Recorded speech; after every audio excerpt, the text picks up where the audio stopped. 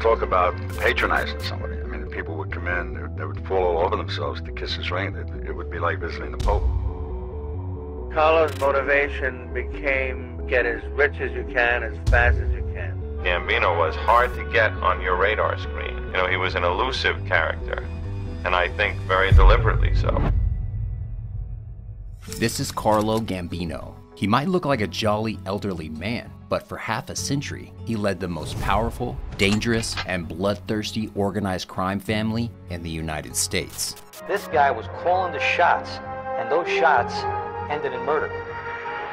How he himself avoided being murdered is an astonishing mystery to me. The Gambinos did it all: racketeering, gambling, loan sharking, extortion, money laundering, prostitution, fraud, hijacking, and fencing. But somehow, they remained hidden from the public eye. Illegal business was thriving while the police were helpless. And this lasted for whole generations, each mob boss passing the crown to another, until a strange twist in the story led to the end of the Gambinos as we know them. Watch on to find out how the Gambinos created history's most powerful mafia family. Our story begins at the turn of the 20th century in Sicily, a beautiful Italian island south of the mainland. Today, it's a tourist heaven more than anything else, but back in 1900, Palermo, the capital of Sicily, was the home of the Italian Mafia, also known as honored society. But don't let them fool you. These men might have worn dapper suits, but they weren't honorable in any way. Mostly, they used violence to control the law and the citizens, and by 1900, they'd gotten so powerful that the police had nothing to say about their methods. And it was a dog-eat-dog world as several mafia families fought for absolute power over the island. On August 24, 1902, Carlo Gambino was born. His family really didn't offer him a chance at a different lifestyle. They already had strong ties to the mafia, and the neighborhood he grew up in was off-limits to the police. It was completely dominated by organized crime. This is the model Carlo grew up with. He wanted to be just like his father and older relatives. After all, he saw the violence, but he also saw the power, money, and status that his whole family had. And he said, my God, how can you get to be one of these guys? But soon, Carlo's family wasn't role model enough. He started craving Don Vito Cassio Ferro's power. Don Vito was the head of the Sicilian Mafia at the time. He was ruthless, power-hungry, and of course, he was smart. Don Vito was the first to offer local businesses mafia protection for a fee. Of course, this was unfair. Why would they need protection in the first place? But compared to the previous families who would rob stores and destroy anything that didn't belong to them, this was a great arrangement, even for the locals. Soon enough, Don Vito got filthy rich. And in the late 1910s, when Carlo Gambino was still a teenager, he dropped out of school and became an enforcer for Don Vito. He was the one who killed those who didn't pay the fees and made it look like an accident. And he went undetected for years. He was a 5'7" guy with thin arms and non-menacing looks. But his ambitious and ruthless cred got him to the top of the mafia food chain. One of the great lines that he uttered was, you have to be like a lion and a fox. The fox is smart enough to recognize traps, and the lion is strong enough to scare away the wolves. So be like a lion and a fox, and no one will ever beat you. When he was 19, Carlo was officially inducted into the honored society. But the world was changing fast, and Carlo wouldn't be ruling Sicily forever. In the 1920s, with the rise of fascism in Italy, came Benito Mussolini, who hated the mafia. So just like many Europeans running from the war or the poverty that followed after, the Sicilian mafia started heading to the United States. So a lot of young mafiosi thought that there's no future here. They'll end up in jail. And if they had any connections in America, they used them. Carlo's family on his mother's side, the Castellanos, were already in New York, so he had a clear entrance there. In December 1921, Carlo was smuggled to Norfolk, Virginia on a freighter packed with wine, anchovies, and olives. He was the only passenger on the ship. And he strutted off as if he owned the world, and he was met by his Castellano relatives who whisked him up to New York. He made him a spectacular entry into the United States. You think that when you come to a new country, you would adapt to its rules. But Carlo Gambino was used to getting things his way and respected no rules except his own. Plus, he was a ruthless criminal, so he wasn't afraid of the American police. Carlo got a small apartment in Brooklyn thanks to his cousins, and from there, he began to understand the New York Mafia, which was also predominantly Italian. There was a big catch now. Carlo arrived in the US in the same year as a National Prohibition Act came into place, with illegal producers being banned from manufacturing alcohol and bars being banned from selling it. Organized crime was solely responsible for both. The Mafia had made fortunes off prohibition. Al Capone alone made around $100 million each year from bootlegging, and Carlo's cousins, the Castellanos, were among the most prolific bootleggers in New York at the time. The Castellano family had a small trucking business. The truck, naturally, like so many other small trucking business, was used to transport booze. So he became, in effect, a rum runner. And Gambino was both a driver and sometimes he would serve as a shotgun because different bootleg gangs used to hijack each other's trucks. Once again, it was Mafia dog eat dog, only in a different country. This is how Carlo met Joe the Boss Messaria, one of the biggest bootleggers and racketeers around. And since Carlo was desperate to climb the Mafia ladder, he soon began working for him. But in the early 1930s, he would shift loyalties again.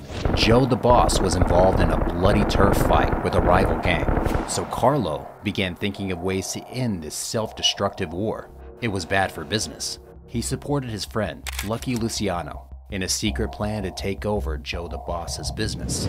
But Carlo stayed in Lucky's shadow, never attracting the attention of the cops or mafia bosses. As far as everyone was concerned, he was a small fish, but he really wasn't.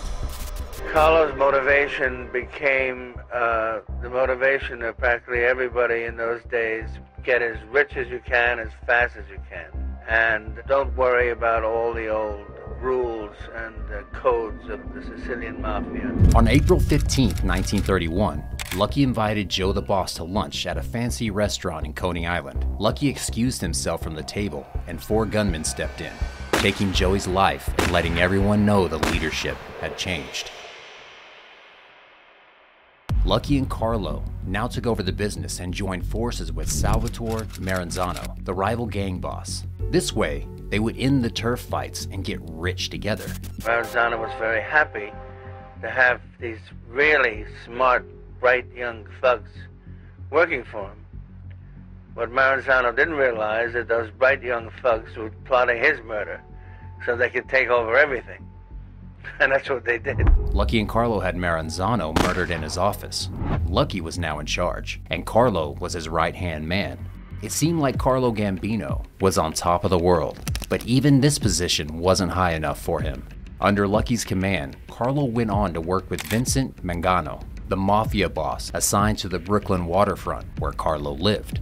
But Carlo wasn't going to work for someone for too long. He only used Vincent to learn the ropes of every mafia activity: racketeering, loansharking, cargo theft, and handling numbers. He was a good earner for the mob and therefore entitled to respect. The bottom line in any mafia endeavor, whatever it is how much money do you make? Profit is of the supreme importance. At the age of 29, Carlo became capo, which means captain. This meant that he had his own crew, and he was his own boss. Now he got to choose a right-hand man, and he chose his own cousin, Paul Castellano. Normally in the mafia world, you can only trust your blood relatives. Everyone is plotting against everyone, and your most dangerous enemies are usually inside your own gang, as everyone lusts for more power and money. So having family by your side is the safest way. He only really trusted the people who had been with him all his life, and he built up this little wall where nobody could get in who wasn't a blood relative. But in the Gambinos' case, family would prove to be their downfall. You'll see. Carlo taught Paul to protect him while he climbed up the ladder. He knew that the higher he was, the more vulnerable he became. In 1932, Carlo turned 30. That year, he also married Catherine. She was Paul's sister. That's right, Carlo married his cousin. This is how desperately Carlo wanted to remain within the confines of his family. It was amazing that Carlo Gambino married Catherine Castellano because she was his first cousin. And as a good Catholic, you're not supposed to do that. But the Castellanos were extremely powerful in the Mafia. He multiplied his power, and that's what he was after. What's worse, the two had 3 children together. Catholic or not, you're not supposed to have kids with your relatives. In 1933, Prohibition came to a halt. Americans were overjoyed, but the Italian Mafia was less so. Their bootlegging business was now a dead end. But Carlo saw another opportunity. He would sell illegal booze in stores and bars. Since he didn't pay any production or transportation taxes, he could sell it at a lower price, so a lot of people were interested. Within a few years, Carlo got even richer, but by 1937, he attracted the attention of law enforcement. He was running in 1 million gallons, illegal still in Philadelphia, and was making millions himself, so he was convicted of tax evasion. Still, Carlo pulled his strings or bribed the cops, only receiving a suspended sentence. And when World War II broke out in 1939, Carlo realized there was another golden opportunity to make millions. In 1941, when the US joined the war, the government started issuing ration stamps for food and other goods. Carlo's mafia began stealing and hoarding the stamps. Then, he started a black market for them. People could get extra rations through the mafia. Carlo continued to gain control over every business imaginable, as long as he made money off of it. Then, in 1951, something unexpected happened. Vincent Mangano, the Brooklyn boss, vanished. This only meant one thing. He had been killed on the orders of Albert Anastasia. Anastasia was a ruthless underboss, and this was his coup d'etat. He became mafia boss, and he was nicknamed the Lord High Executioner. In 1956, Carlo Gambino became Anastasia's underboss. But remember how Carlo killed and surpassed most of his bosses? On October 25, 1957, Anastasia went for his usual shave, but he never left the barbers. Aged 55, Carlo Gambino was finally the New York mob boss. Now, the New York Mafia was called the Gambino family. Carlo quickly expanded his empire. The Gambinos controlled gambling, construction, bet rigging, loan sharking, and securities fraud on Wall Street. There was another method. Carlo married his son Tommy to the daughter of Thomas Lucchese. The Lucchese family was into another type of racketeering. Lucchese started doing a tremendous business by hijacking freight from JFK Airport, corrupting the unions that handle freight. And then he cut his friend Carlo Gambino in on that racket because Carlo Gambino's son had married his daughter. The biggest extortion was in the clothing business. 70% of US garments entered the country through JFK, and the Gambinos now had control over garments as well as the trucks transporting them. You'd think that by now the police would have arrested Carlo. Well, they knew they had to, but they just couldn't get enough evidence to arrest him. During his meetings, he would always speak in code, so wiretapping proved useless, and he always kept a low profile. Gambino was hard to get on your radar screen. He did not go bouncing at night. He didn't keep, a routine schedule. He was an elusive character, and I think very deliberately so. By the 1960s, Carlo controlled 25 crews and had become the richest and most powerful man in New York. He felt untouchable. He would spend most of his days at Ferrera's Bakery for coffee and cannoli, and people would come by and pay their respects. Talk about patronizing somebody. I mean, people would come in, they would fall all over themselves to kiss his ring. It would be like visiting the Pope. But throughout the 1960s, the police continued to track his activities and even kept a car in front of his modest home at all times. In 1969, John and John Gotti, two brothers associated with Carlo, were arrested after hijacking a cargo truck. A year later, Carlo was arrested for armed robbery. By now, the Sicilian Mafia became known in the newspapers as La Cosa Nostra. While Carlo's lawyers were working hard to delay his trial, his wife Catherine succumbed to cancer. With Carlo alone and vulnerable, the government started pushing for his deportation to Sicily. But every time his flight was close, he would rush to the hospital on apparent heart issues. But lies would become a reality on October 15, 1976. Carlo was watching a New York Yankees game when he died of a heart attack, age 74. How he himself avoided being murdered is an astonishing mystery to me, because he had harmed so many tough mafia bosses, and yet no one ever laid a hand on him. Before his death, Carlo had picked his cousin, Paul Castellano, as the Gambino successor. But Paul was now 61, and he was more of a peaceful number runner than a feared mobster. He'd also served 3 months in jail after a botched robbery. Remember how I said that in Carlo's case, his family would also be his downfall? Well, Paul wasn't fit for running a mafia. He had a perfectly legal wholesale meat company, and he made good money from it. He'd never killed, and he'd always focus on numbers, so other mafiosi didn't like him. He came all dressed up neat and clean. He didn't have to get his hands dirty or bloody. And this empire was then given unto him as this great gift, where guys who had been in the trenches, robbing and stealing and killing and hijacking and everything, for years said, hey, what about me? On December 16th, 1985, Paul was assassinated on John Gotti's orders. John was a very well-dressed 45-year-old man who lived a life much more luxurious than the Gambinos before him. He'd grown up in the 1940s with 12 siblings and a family who could hardly afford to eat. His lust for money was all too clear, but with it came a severe gambling addiction. And he's a degenerate gambler. Got it.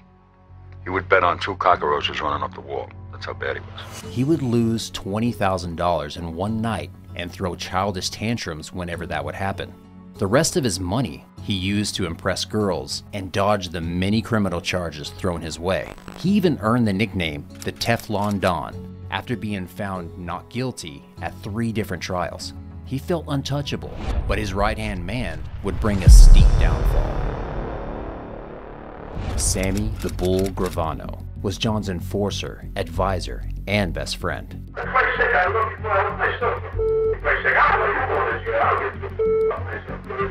But in December 1990, the two got arrested together on just about a dozen charges.